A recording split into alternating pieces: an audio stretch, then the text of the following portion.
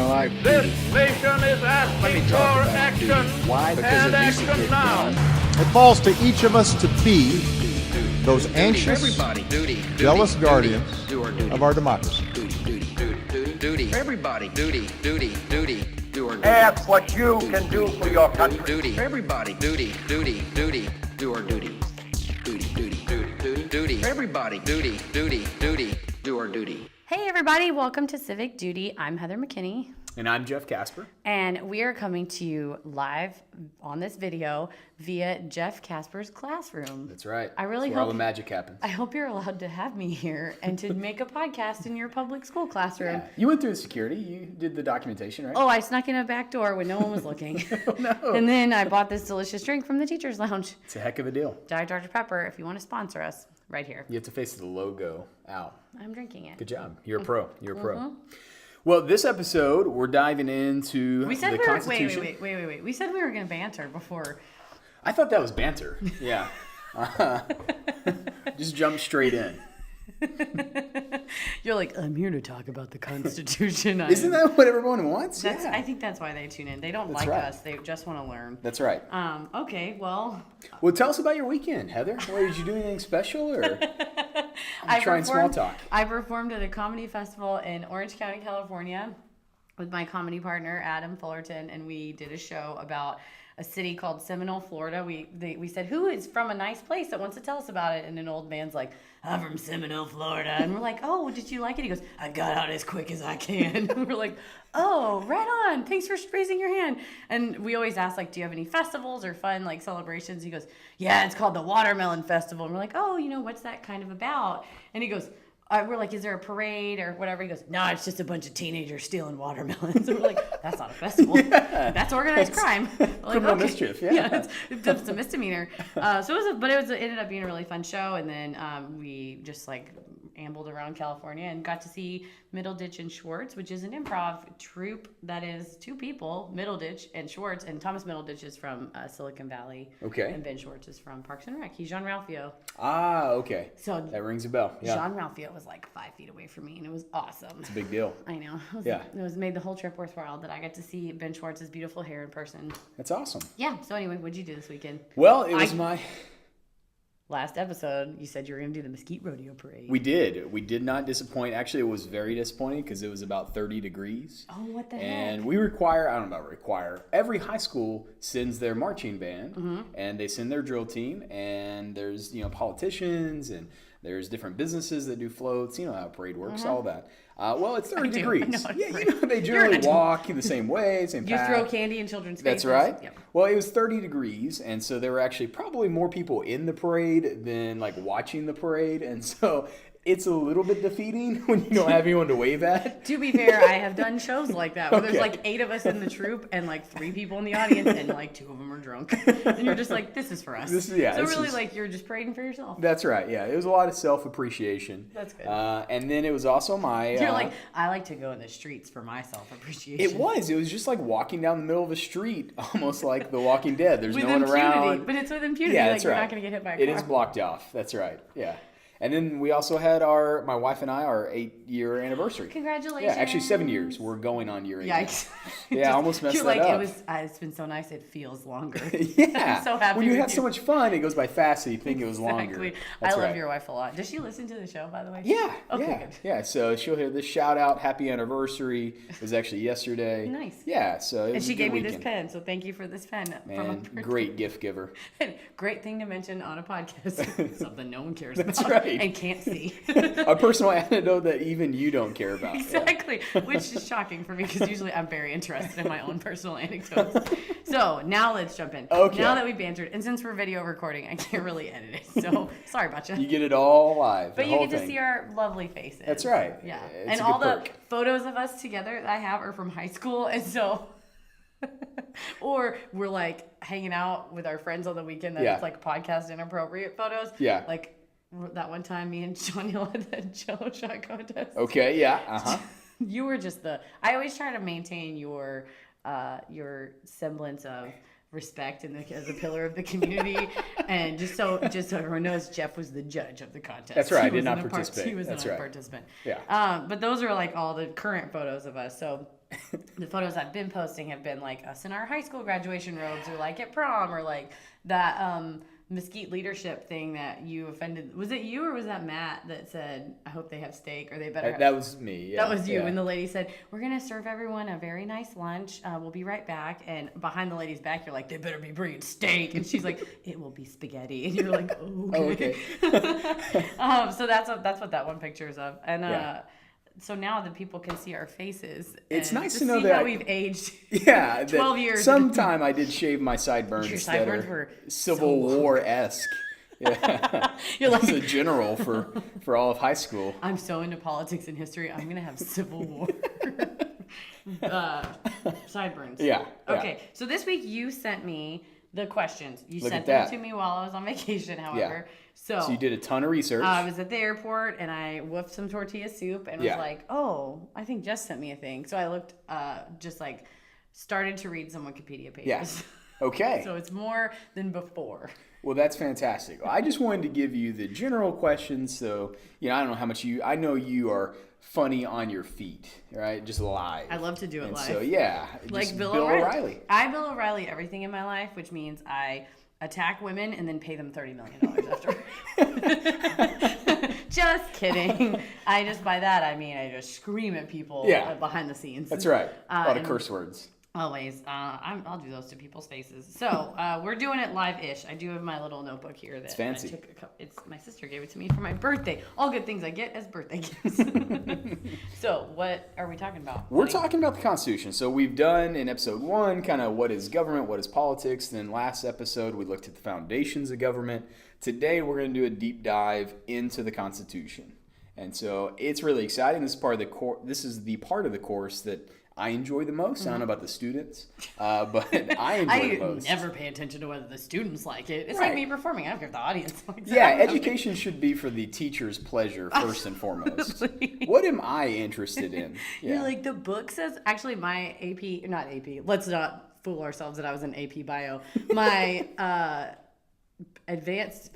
integrated physics and chemistry. Okay. The dumb kid science class I was in, the teacher was like, well, the book, he was from Louisiana, and he was like, the book says that I am to teach you about evolution. However, that is a untruth, and I will teach you about the Lord. And then we're like, oh, well, we're not going to take an AP test, and like, okay, I guess we'll listen. But yeah, and you'd ask questions about, well, is it true that evolution? And he was like, oh, the Bible says that God created man, which is cool, and that's whatever. You can believe whatever you want to believe, but like, could you follow the syllabus? Like, I'm going to go into a college science course, and I probably need to know what, like, dominant recessive genes are. Exactly. And, the theory of natural selection. Like, all these things are going to be important for my future. Yeah, I just wrote God everywhere, and I got a bad grade. Still? No, I'm just kidding.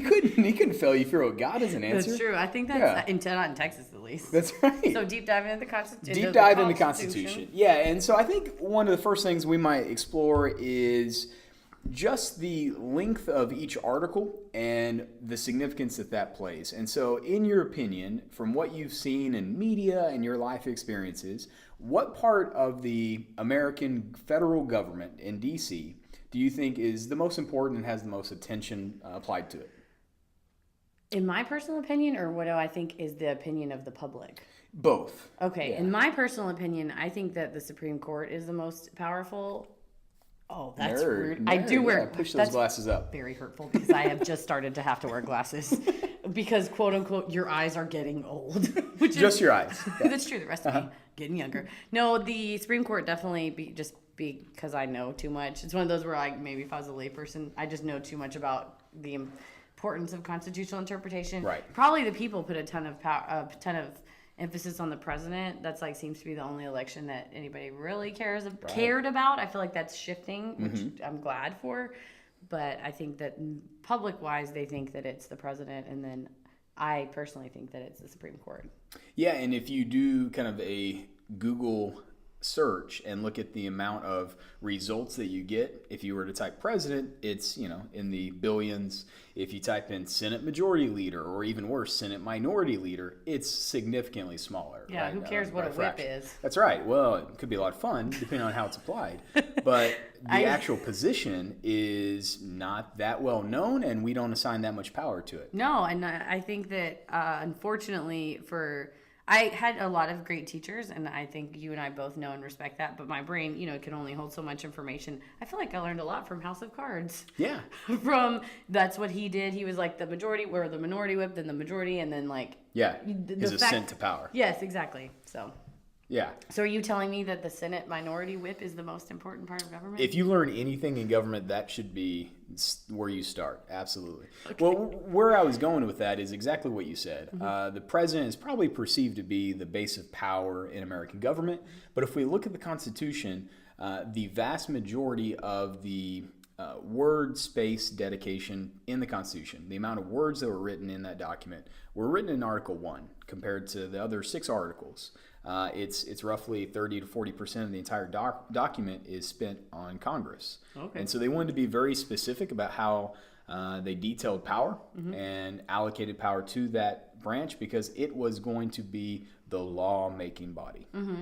And so I wanted to talk with you a little bit about maybe how the document separates power and also what checks and balances are. So what do you think the contrast between those two terms are? Because my students get them really confused and think they're interchangeable. Separation of powers and checks and balances. I feel like separation of powers is what everyone can do, and then checks and balances keeps you from doing bad stuff or wrong things, right? Bad stuff and wrong things. I'm a lawyer. And that is a legal term. Bad stuff and wrong things. Feel good.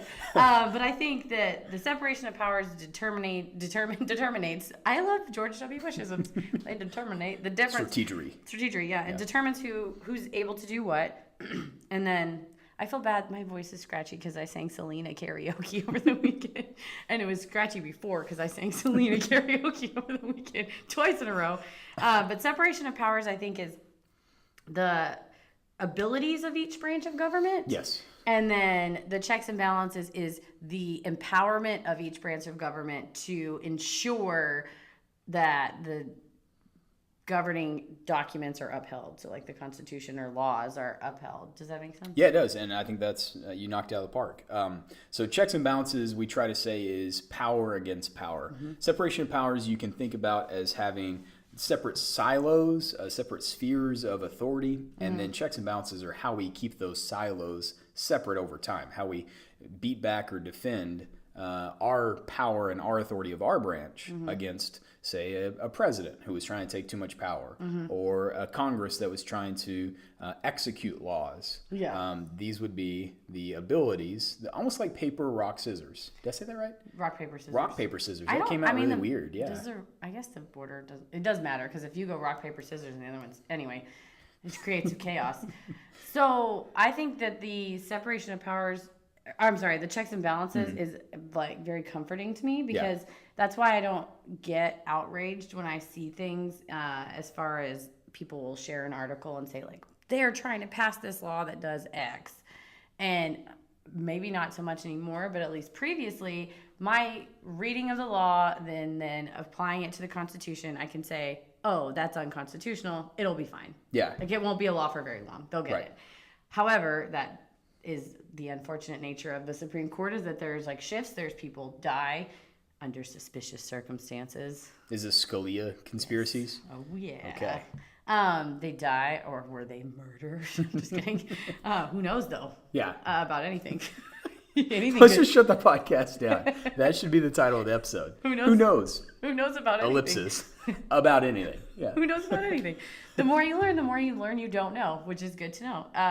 Deep thoughts. Deep thoughts from Heather McKinney. But anyhow, I would be very comforted by checks and balances, because they say that they're going to pass a law that bans all abortions. I'm like, well, joke's on you fools. But then the issue that you have to worry about is that even if something is unconstitutional that they pass, they can always expand, or some cases retract constitutional rights or restrict constitutional rights because of those laws. So I think sometimes strategically you have lawmakers passing laws because they know it will go to the Supreme Court and hopefully have an effect on. So it's like strategic litigation. Right.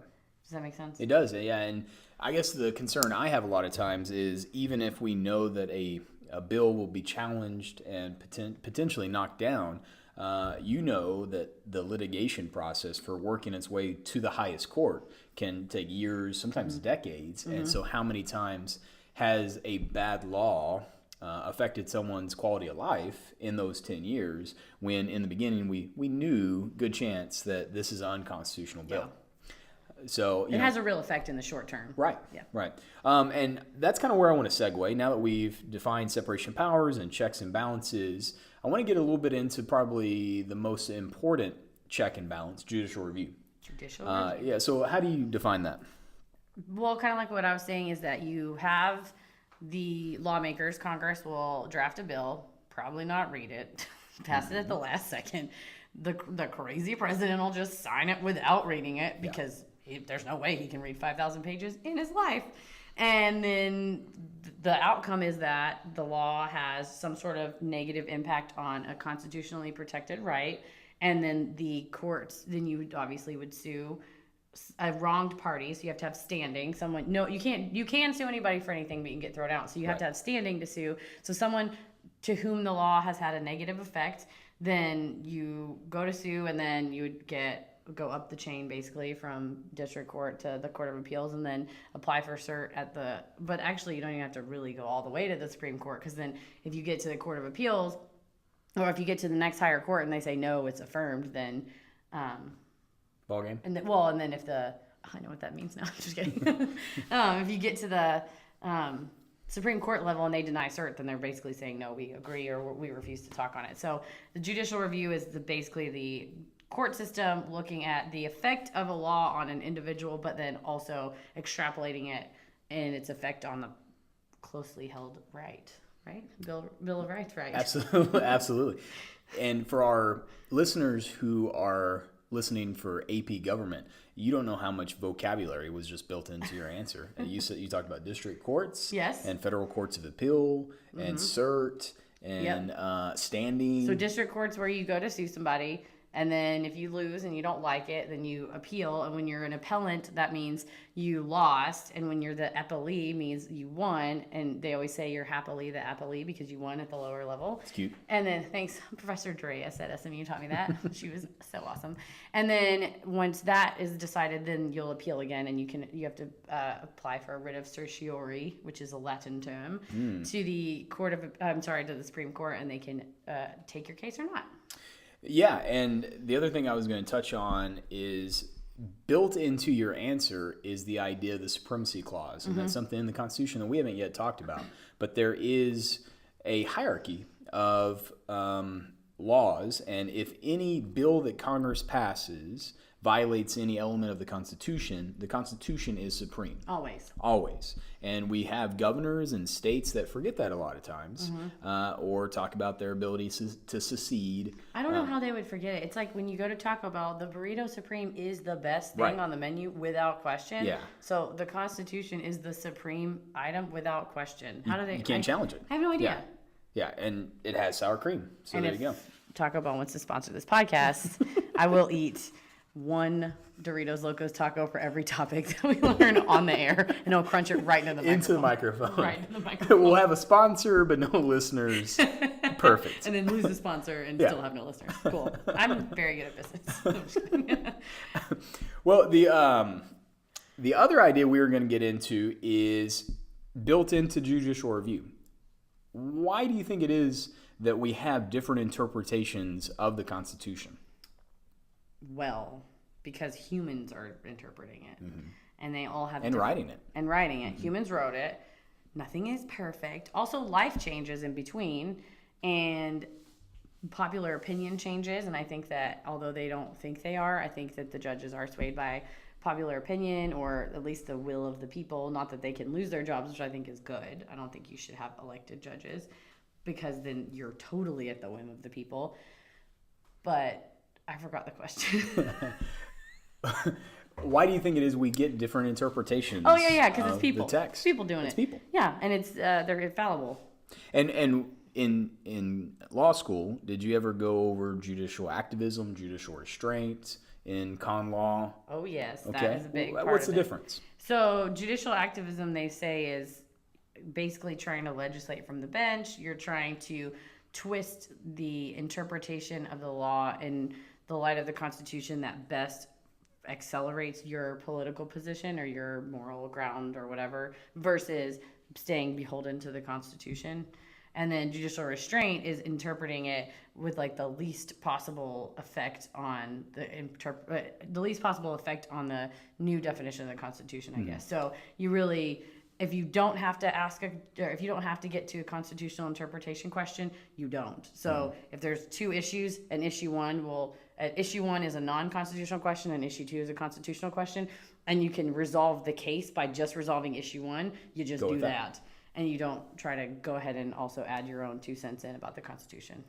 Was there ever a prototype for a judicial activism case? Like, what does your professor in con law say? Here is a great example of judicial activism. I try to pay a lot of attention in con law, but my professor would wear denim shirts with mustard yellow blazers. So it's the number one thing I remember about him. But I'm trying to think of cases that really, I feel like any cases that expand power to the states, like the Commerce Clause, where they just go Commerce Clause, that's like a good way to just shove your hand into the match where you're like, I'm part of this. But I can't think of any. I'm sure you'll tell me, like probably Roe versus Wade. That's a big example. Another one that I think we all love today, but was very revolutionary. All the school segregation ones. Brown v. Board of Education. Yeah.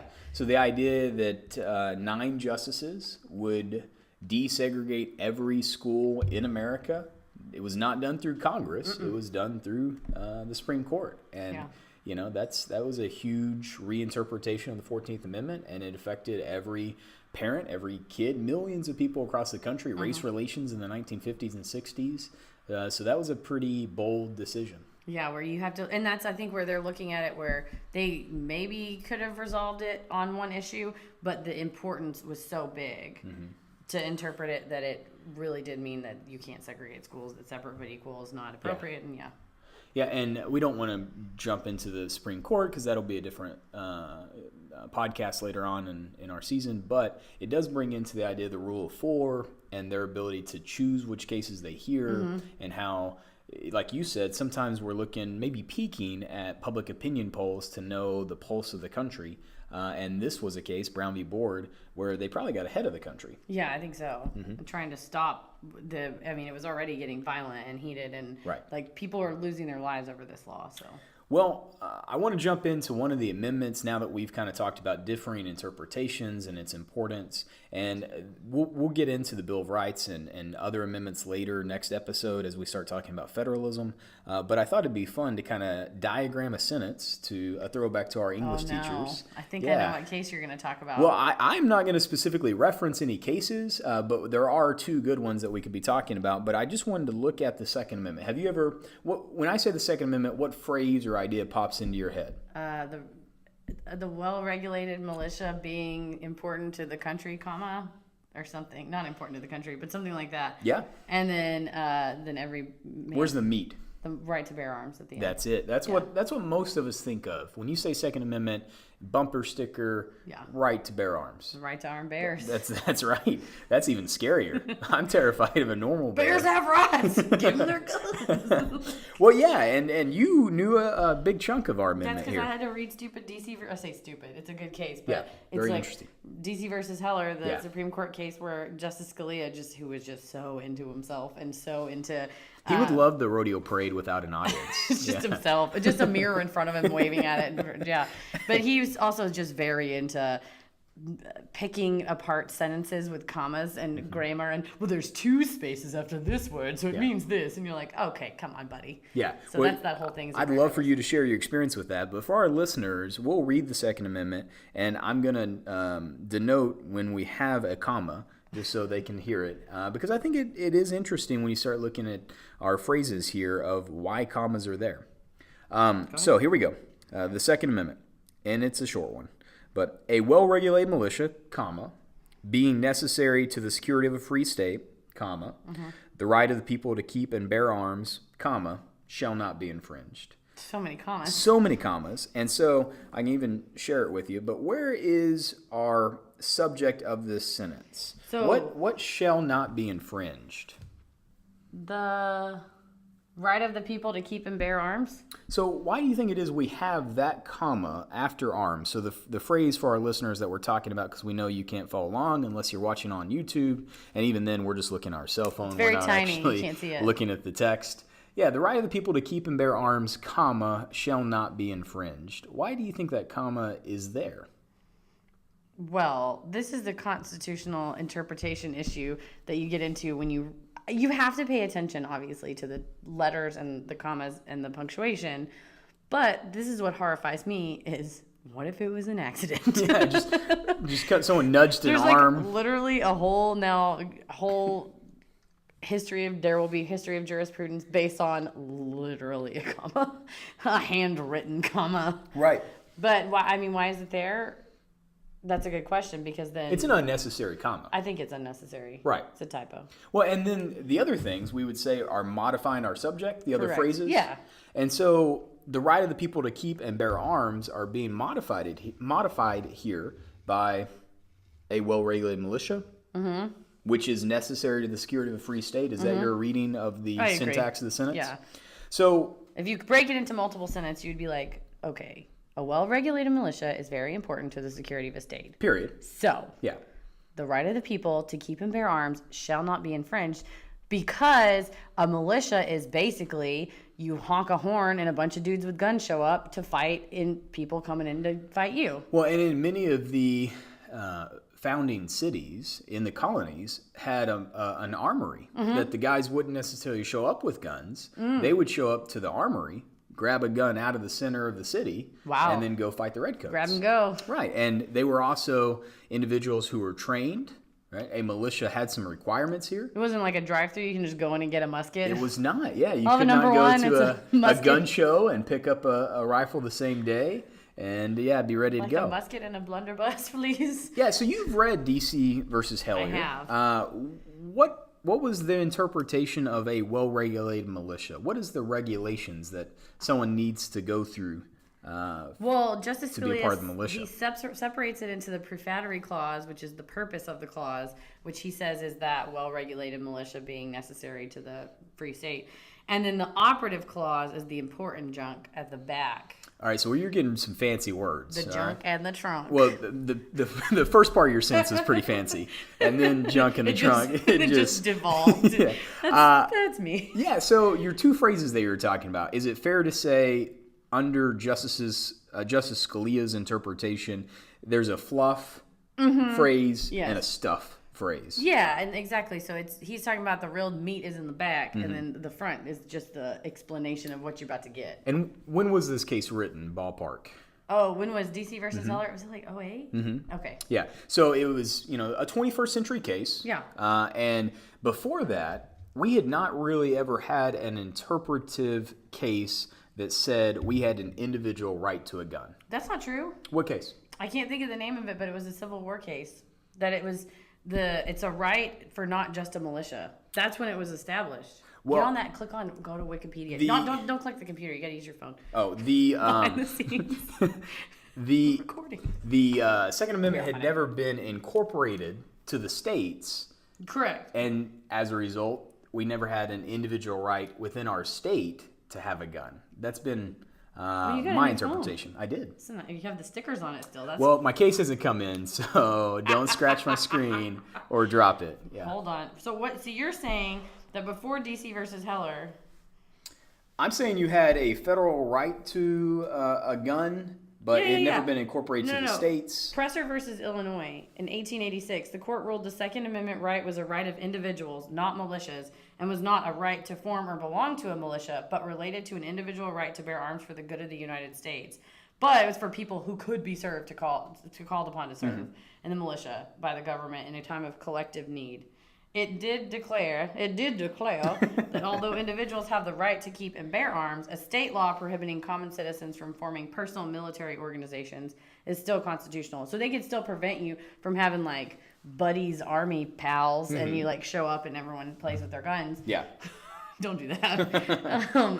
But it does say that it's an individual right. But I think you're right. DC versus Heller really crystallized that right. Right. And even within that court case, there's still, even Justice Scalia is admitting that there can be some regulation that can be applied to your right to bear arms. Which is what I don't get about any person who thinks that the right to bear arms is unlimited, because none of our constitutional rights are unlimited. If you think about it, well, first of all, I think people misunderstand freedom of speech. But just briefly, you have freedom of speech, but also you can't call in a bomb threat. You know, so it's like it's not an unlimited right. And so you can have a gun, but ... they're allowed to restrict it. So, and the issue is then what restrictions are reasonable. When you're infringing on a constitutional right, they apply strict scrutiny, and it's funny. I just had this conversation this week. Yeah. So and it was before you even texted me. Depending on what class you're in, strict scrutiny. What do you mean? Like if it's a race-based issue, correct? Right, we'll apply strict scrutiny. Yeah, when it's infringing on a fundamental right. So. And I think that classification of which rights are fundamental, under which scenarios, and again, I always come back to this idea of a well-regulated militia.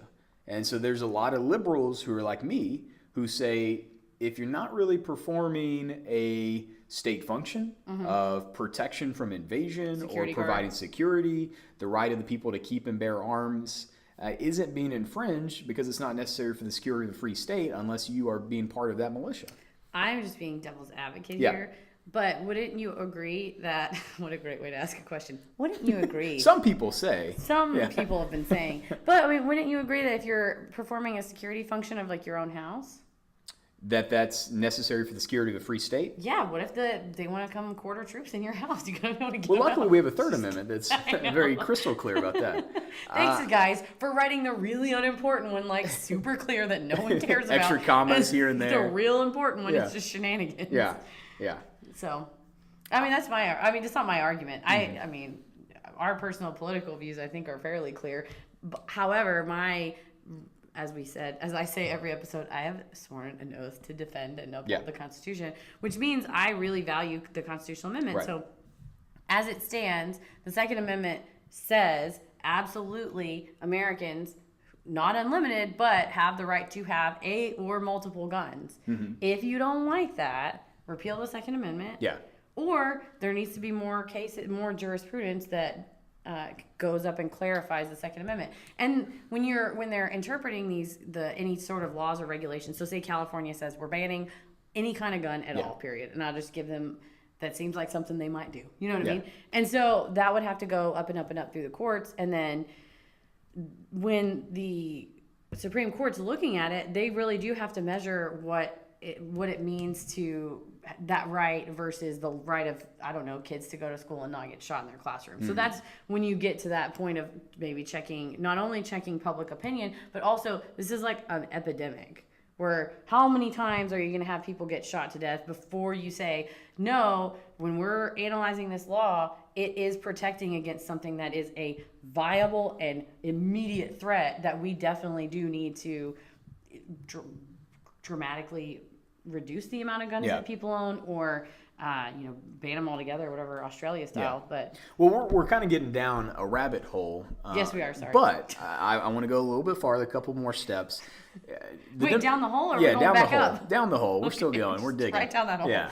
The Democratic Party doesn't call me and ask what I think, but I think it's interesting. They will after this podcast. They should. What I think is interesting. I always call you and ask you what you think about That's everything. Very kind of the you. dorkiest thing that you guys should know about us is that when Supreme Court cases come out, we'll like text each other. Did you see this? Oh my gosh, did you read it yet? No, but I will. Let's read it. And then we push our glasses up and we go, pocket protector. Exactly. Yeah.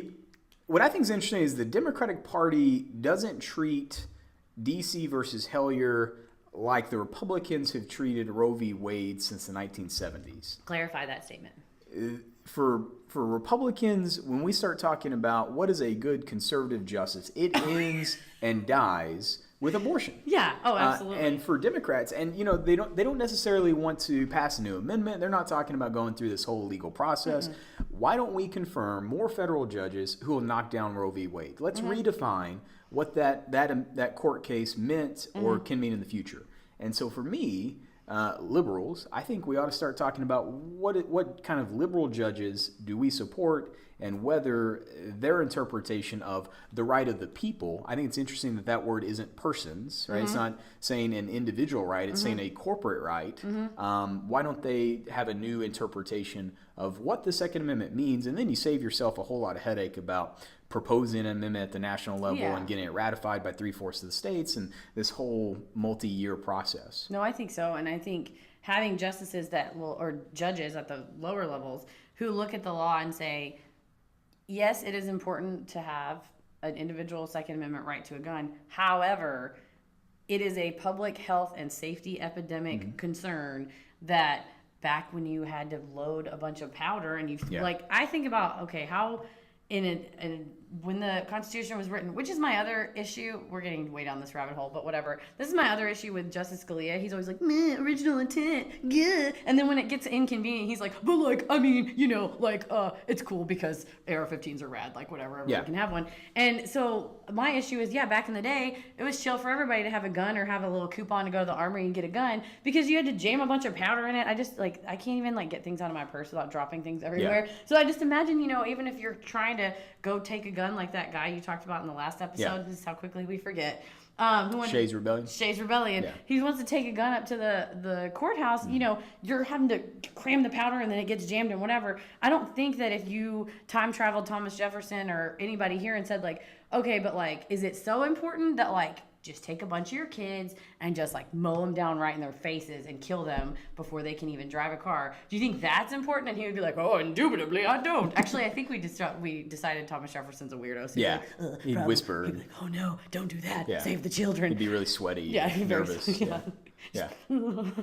So I think that's when you get into the issue of original intent. It's you need to apply it consistently and not just when it's convenient to your political. Well, and that's the point I try to emphasize to my students, is that this whole debate about judicial restraint and judicial activism, they have nice textbook definitions, but more often when we see it applied in reality, judicial activism is what I disagree with. It's those other judges who are going beyond the real meaning of the Constitution, because the real meaning of the Constitution is what I think it is. Yeah. And I'm the one who has the original intent, and I'm being restrained, and my beliefs are correct. That's why I have a ton of respect for Justice Roberts, because I think he really does follow the Constitution as much as possible. And I think sometimes none of the justices are perfect except Ruth Bader Ginsburg, who is an angel. Yeah, a saint. Who will never die because of all of the effigies I burn. And I really just try to pray to the Lord, the voodoo gods, to save Ruth Bader Ginsburg. But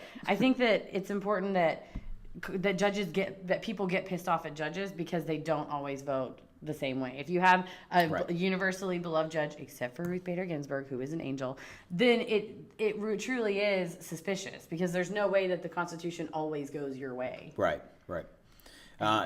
And I think we as partisans get frustrated if a judge does go with some other belief, because they're supposed to be whatever the political ideology of the confirming president. Correct. Or the nominating president. Yeah. And also, I think that's also difficult just because the president nominates you. And I think that's why Justice Kennedy was really important, because he was, nominated by a conservative judge, and he's like, no, this is wrong. This law is wrong. And, it's basically like a stab in the back to the conservatives. Right. But no, they should. My thing is when they make a decision that is on the side of the Constitution and on the side of the rights, human rights and people rights, then you shouldn't be mad at them. It may be disappointing to you because you want it to go a different way, but also if you don't like it, change the Constitution. Right, you do have that process. Yes. And so just real quick, you have that process. It's a two-step process. You got to propose at the national level, and then you have to ratify it by the state, in either the state legislatures. You're talking about a law. I'm talking about the amendments. Sorry, yeah. And so you have that two-step process, and you can either do it by a legislative body or you can create these weird conventions, but the people who create the conventions would be the legislature. And so we don't see that very often, because it's not very often that politicians all agree or would give up power to some other body, right? And so us being the legislators, we want to decide. And so most amendments have gone through the national legislature to be proposed and then ratified by the state legislatures. So that's the amendment process.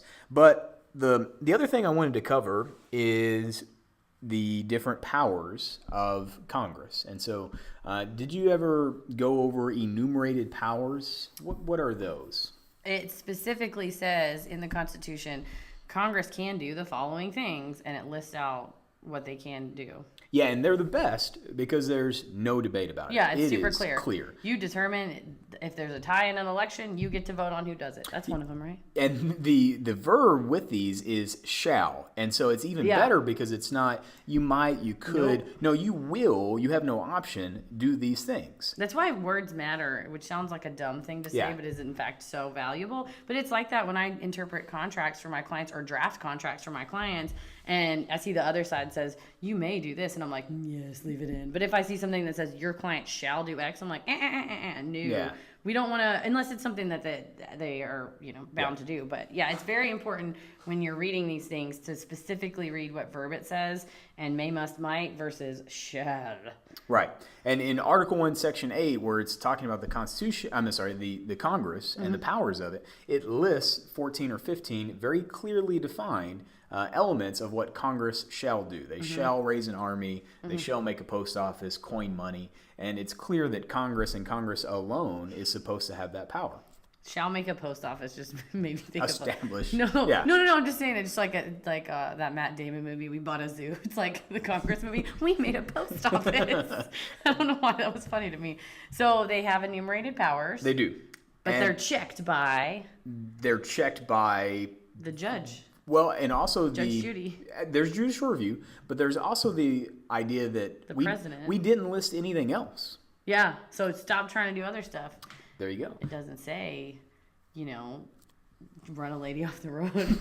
I'm really obsessed with Chappaquiddick, which is when Ted Kennedy killed a lady. There's a movie coming out about it. Is there? Okay, I heard that. Oh yeah, it was on. I saw movie posters for it. Okay. Anyway, so they can only do the certain things that they're told to do, and the rest of it's reserved to the states. Right, and that's where I think we should kind of, if we had a class, we'd be drawing a T-chart, 2 columns. We'd say all these specific things that Congress shall do. These are express powers or enumerated powers, depending on what textbook you look at. And then there's the 10th Amendment. Yeah, and I think the 10th Amendment... Oh, sorry, go ahead. Go ahead. Yeah, what's the 10th Amendment? Well, it says the only thing that... The rights that aren't... Or, I'm sorry, powers. Sorry, the powers that are not enumerated for Congress are reserved to the states. But then the 10th Amendment also says that the Congress can regulate interstate commerce, right? Well, that's not the 10th Amendment, but yes, interpretation has said that. Interpretation has said that. Let's just be clear. If it has to do with interstate commerce. Correct. Yeah. One of the enumerated powers, hold on, let's just be clear. Regulate interstate commerce. Yeah. Okay, sorry. No, it's okay. The 10th Amendment said, we call it the reserve powers, right? Anything not delegated to the Congress or the federal government is reserved to the states. So basically, we put these 15 items on our left side. Here's Congress. They get to do X, Y, Z. And if it's not on that list, it's supposed to be a state power. Yeah. That's the setup we have right now. And that was kind of the setup in the minds of the Federalists and the Anti-Federalists in this debate about federal government. It's like when you're a kid and your mom's like, okay, every week you have to clean your room and wipe down the shower and mow the lawn, and then your mom does everything else. That's jackpot. Don't be getting in the kitchen, you burning up the house, dropping a jar of jelly like I did when I was a kid. My parents were so mad. This sounds like a traumatizing memory. Is this the worst thing? The worst thing that ever happened to me, you guys, was a full jar of Welch's. So it was like name brand. My family is poor, so like you don't waste that. And it was glass, and it just exploded. It looked like a crime scene. Grape jelly is like nasty all over the place. But yeah, it's like don't get in there, meddle around, girl, mess it up. You had a job. You had one job to do, and it was the list of things I gave you. And you're now getting your fingers in the pie. It's the second time we said that. Maybe I just say that a lot. You've been talking a lot about sweetened fruit of some kind, jelly and pie. And I like that for you, the Welch's was the cream of the crop of jellies. Yeah. Call me if you don't have Welch's grape juice or Welch's grape jelly and Skippy peanut butter. You're doing it wrong. Well, for me, you were fancy if you're eating preserves of some kind. Oh, that's true. Blackberry. There's like Dickinson's Dickens's blackberry jam. Yeah. That is my favorite. If I'm in a coma and you give me a piece of toast with Dickens blackberry jam, I will be Can you revived. just manually feed people in a coma? It's in my Okay. personal advanced directive. It's Okay. shall if I ever become Shall. if I ever become unconscious, you shall feed me through my mouth, not through a tube. Until I die, someone's just cramming toast pieces in my face. That's what I'm envisioning in my head. Like, this is not a safe scenario. Maybe I should just change it to may. May. You may feed me. Leave it up to toast. their best judgment. Exactly. Yeah. So yeah, the constitutional powers is just like a kid spilling jelly. And shoving it down Just- a comatose patient. Yeah. These metaphors are complicated. They make no sense. No sense. But I think our setup right now of having these enumerated powers and then the contrasting idea of reserve powers is a pretty good place to be until you start getting some of the Federalists appointed at the Supreme Court, Marshall specifically, Yep. who's going to start reinterpreting some of our ideas and changing the whole relationship. It's true. Can we just pause? This is Heather's Honesty Corner. Yeah. I am a licensed attorney. I graduated in the top region of my class at law school. How big's a region? 25%. That's pretty good. Okay. Okay. And I think it's like, actually, Quartile? let's not lie. It's like, I was like 26.2%. Like it was very close. Okay. Well, that drops you down to the 50th quartile. Technically, I was in the top 99%. So call me about that. No, so the top-ish, but top Yeah. 30%, whatever. Okay. God, what a loser I sound like. Who cares? You went to law school, idiot. We all know it. But anyway, this is what happens when you cram your brain full of other things.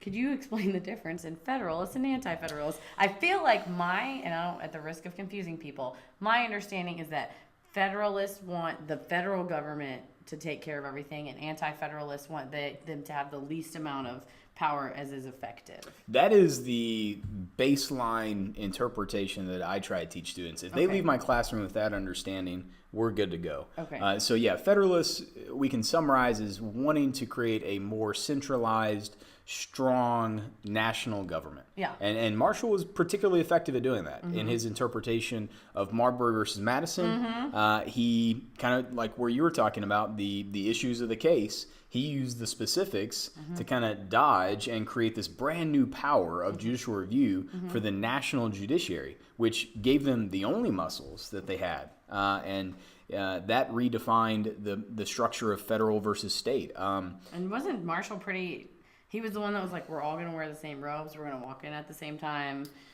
Big on procedure. And what made it, like, we need to earn. Professional. Well, before that, they were riding around on horses, hollering at people, Yeah. making laws. Chewing hay. Yeah. Having duels in the street. I mean, they like had that big piece of straw to their mouth. That's and right. They're like, listen here, man.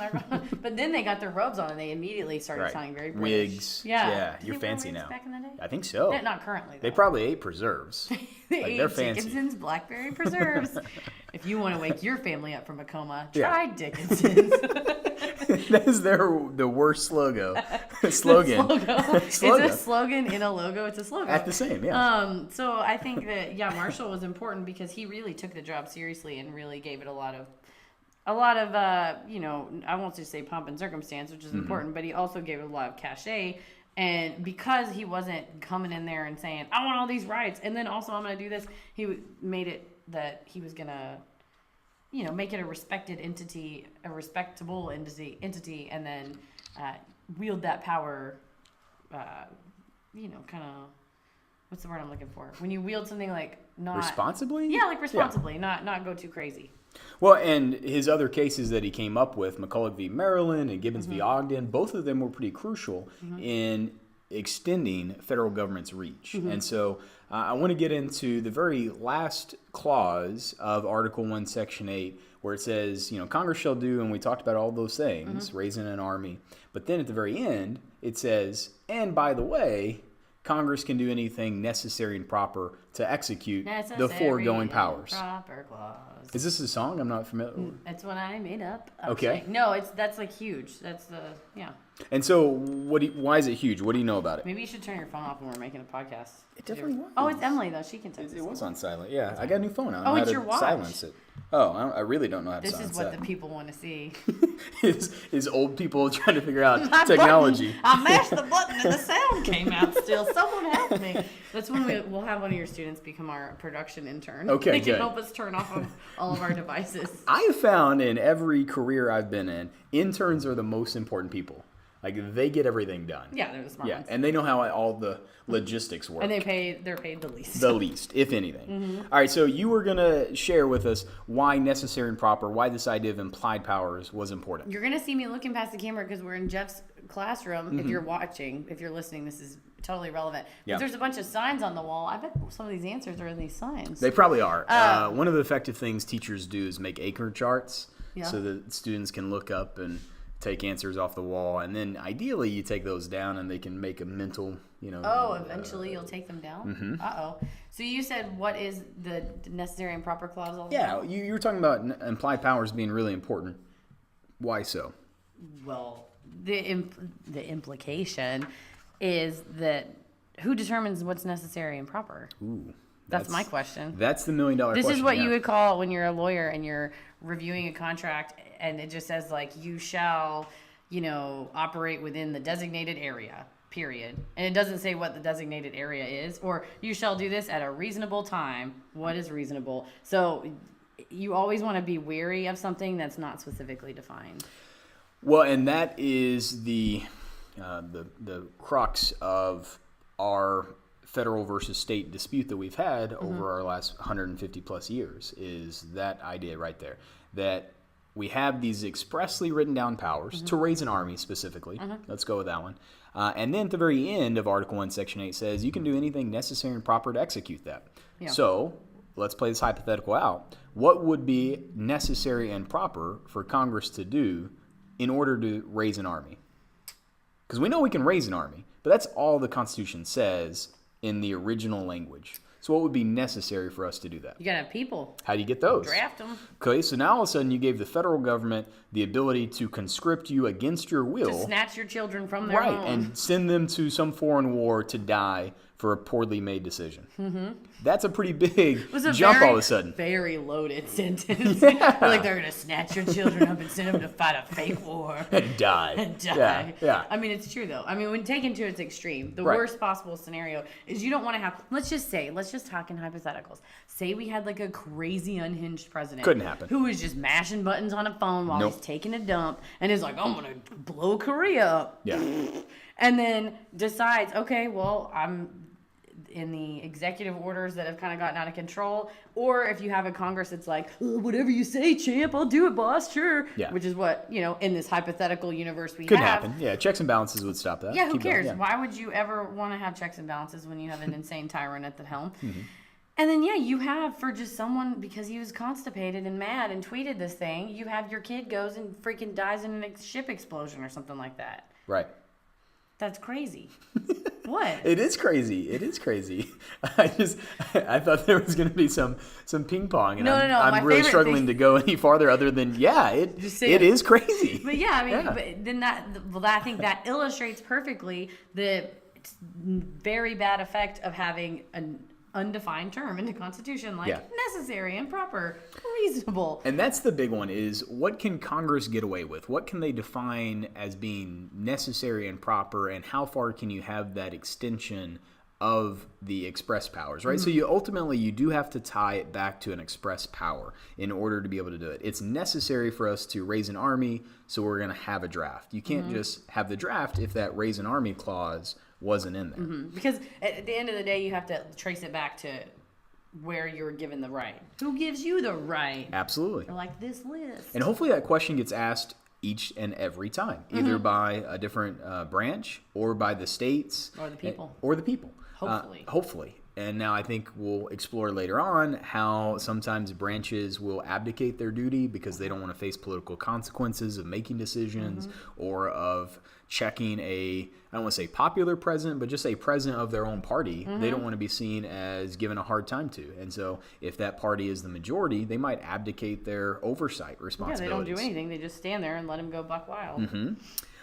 The other clause I wanted to get into that is really loaded is also an express power. Okay. Congress has the ability to regulate commerce among the several states and among Indian tribes, but we're going to put that out of the way. We're just going to say among the several states. And we have redefined or renamed that to be the Interstate Commerce Clause. Yes. And so you've gone to law school. You've read more than your fair share of cases. Why is interstate commerce so controversial? Well, it started way back when they first started interpreting this clause, because the states have to share borders, they have to share waterways, and if you have one state going bananas and blocking, I think it was a trench, wasn't it New York and New Jersey, and one of Fighting over water rights? Yeah, it was. I think it was. Yeah, so almost coming to war. Yes, so state versus state war. So you can't have an effective unified union if the states are going berserk over each other, and also if you have the states, you do have the ability to pass separate laws in separate states. You know, you can drive a car at 15 or 16 or 18 or whatever.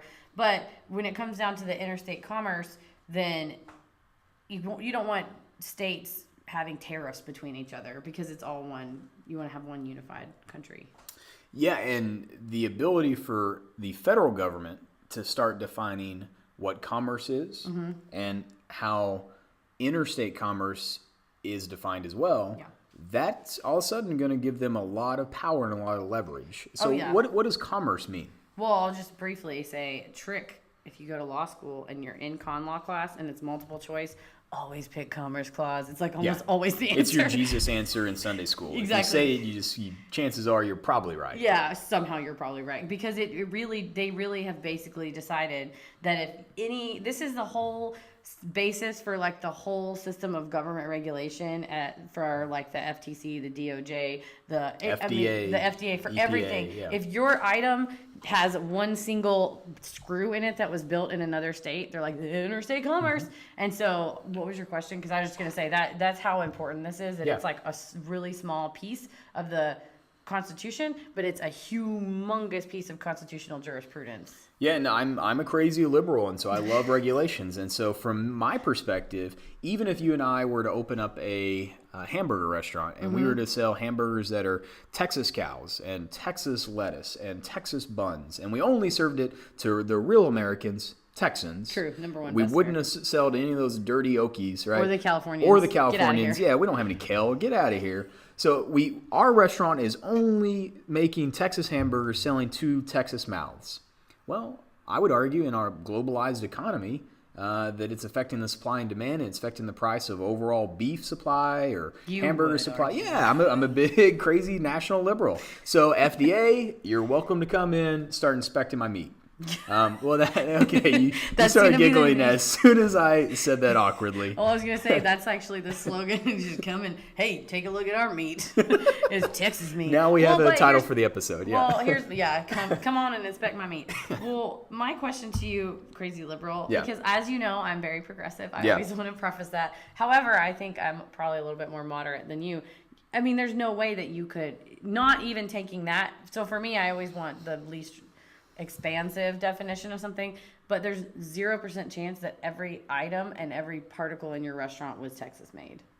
No, that's true as well. Like, how are you going to get straws? They don't make straws here. How do you get? Maybe there's a napkin manufacturer, but probably not. Probably not. And even then, what the constitutional interpretation of the Commerce Clause would say, you bought those cows in Texas, but the cow sperm that did it was from Oklahoma. Yeah. Or whatever. Right, and now all of a sudden it opens it up to a whole regulatory body, and the federal government can come in. But I do think you're right, and I think that's the case. I can't think of the name of it, but is it Wickard versus Filburn is the wheat case, and that's the one that basically said if you're selling wheat for super cheap, you're negatively affecting the states around you. Yeah, and if I want to remember, that guy was growing wheat for himself. Yeah, it was a guy had a farm and he was growing wheat for himself, and he was just growing a bunch of wheat, and he wasn't selling it. And the argument was he's not buying it. He's not buying it, and that affected the supply and affected the price overall. Classic government overreach. Let the man grow his wheat. Also, actually, don't, because I'm allergic to wheat, so it doesn't affect me. Never mind. There's no gluten-free wheat. We haven't figured that out yet. No, not okay, yet. that's a shame. Well, the other thing I wanted to get into is the 14th Amendment, but I don't know how we're doing on time. I mean, it's like pretty long or whatever, but whatever. Well, we can actually save the 14th Amendment, and that can be our kickoff into federalism. Yeah. Okay, so that's a little bit of a sneak peek at next week. So what else do we have to talk about today? That's it. We covered it? It We feels like got it into. I thought you told me to research the Second Amendment. I got like way into We did. We had a really in-depth I guess that's true. conversation about the Second Amendment. And you asked why is constitutional interpretation important? Uh-huh. Did we answer that already? We did. Like a goldfish in a bowl. We got into judicial activism and That's right. judicial that's restraints. okay. That was the answer. The punchline to your question was those two things. With just that there was a difference in interpretation, and No, that definitely. affects whether you can grow your own wheat. yeah, or have guns near schools. That's right. Lopez, is that case? U.S. v. Lopez. U.S. v. Lopez. So those are all the things you'll learn about in law school. And also, do you get quizzed on those on the? On the AP test. You do? Yeah. Oh. Yeah. very So important. yeah, College Board says that is so critical that you cannot be a well-functioning college student until you know these things. It's. Yeah. I mean, it's true. Yeah. I mean, like I said, it seems like it's one sentence in the Constitution, but there are cases after cases after cases after cases, and that's why literally, if you're in a government class in college and it's about constitutional interpretation of why can the government do this, Commerce Clause. Yeah. That's why they can regulate. When I clerked for that judge, and they would bring in people on child pornography charges. That's a federal crime, it should be a capital crime, but it's a federal crime because you're using phones and internet and wires and computers that were, manufactured or delivered across state lines. Right. And so I think you can't really live isolationist. Yeah, and so you And mentioned same with drugs, too. You mentioned U.S. v. Lopez, and that's a court case we haven't really discussed yet. But what's interesting about that court case is that's kind of the end point of government overreach and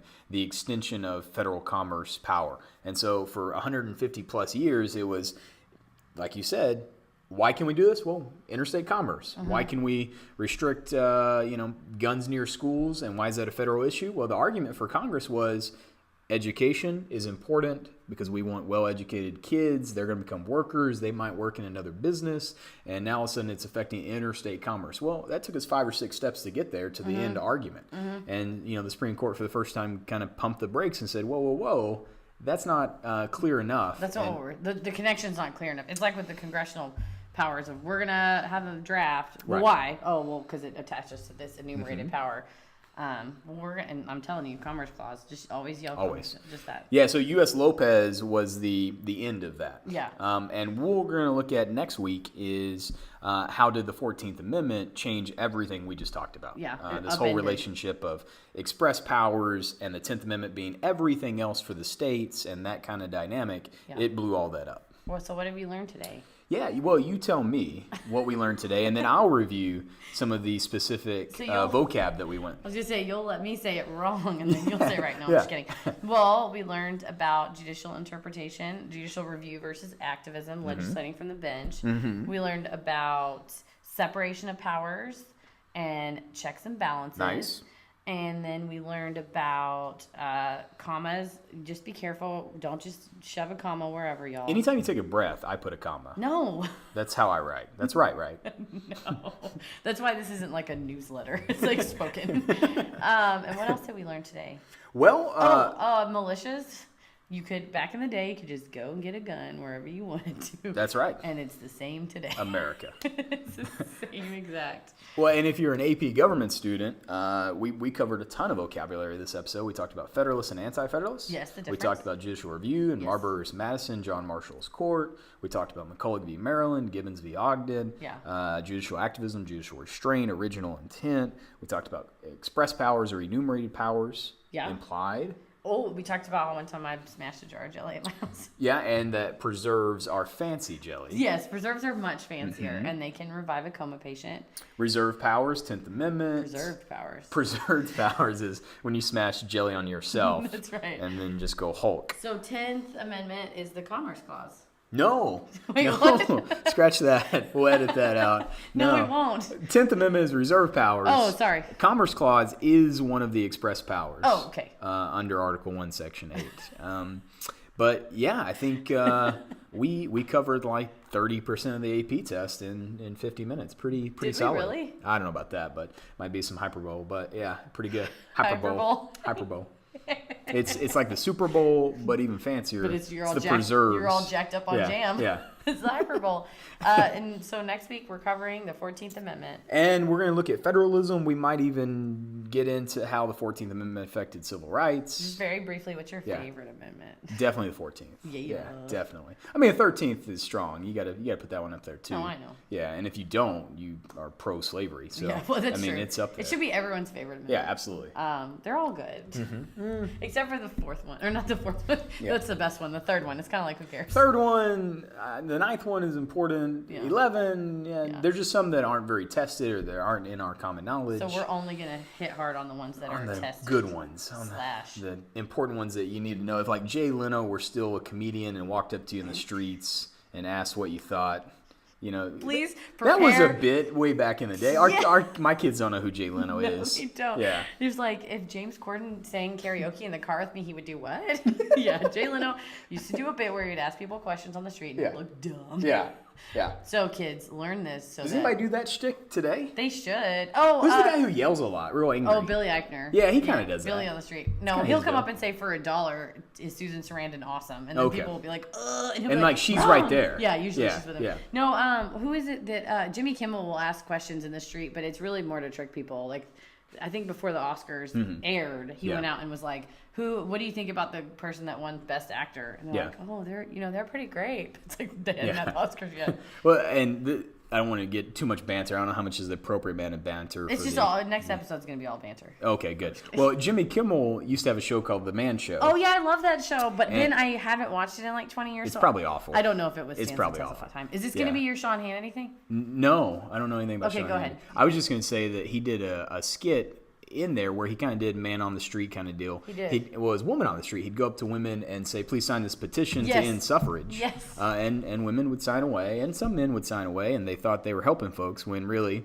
they were just trying to take away their right to vote. They would be like, yeah, don't you want to support the end of women's suffrage? And then some people would be mad, and that was like less of a bit. Yeah. No, apparently Jimmy Kimmel went, back when he did the Man Show, he would have contestants, and it was called Guess What's in My Pants? And he would put like various, like a stapler or I've whatever, seen this Twitter and you had to battle. go up and like, and Sean Hannity said he was Harvey Weinstein Jr. Yeah. Sean Hannity looks like Frankenstein Sr. He looks like Frankenstein's dad, I think. I think it's his head. Also, it's kind of frustrating to have a situation where you're calling him, you're making these two things synonymous. It makes no sense. Sexual assault versus Like a thing skit with a that people waiver. signed a waiver. To be on or whatever. Not the same. It's almost like Sean Hannity's stupid. Or wants to prove a point and doesn't matter what the facts are. That's true. Yeah. But you know what? Who knows anything about whatever? What did we say earlier? And stuff. I just never kind of know Good things and bad stuff. that. Something like that, yeah. Oh, man. Well, I hope this has been informative and slightly amusing.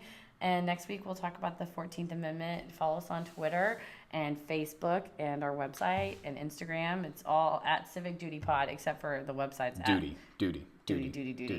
Yeah. And thanks, Jonathan Colton, for our song Always. And thanks, Dr. Pepper, for sponsoring us unofficially. And Dickinson's Blackberry Jam. If your family member is passed out, get them out of the jam with Dickinson's Jam. So now it will wake them up from the coma. Yep, absolutely. All right, have a good one. Thanks, guys. Be good.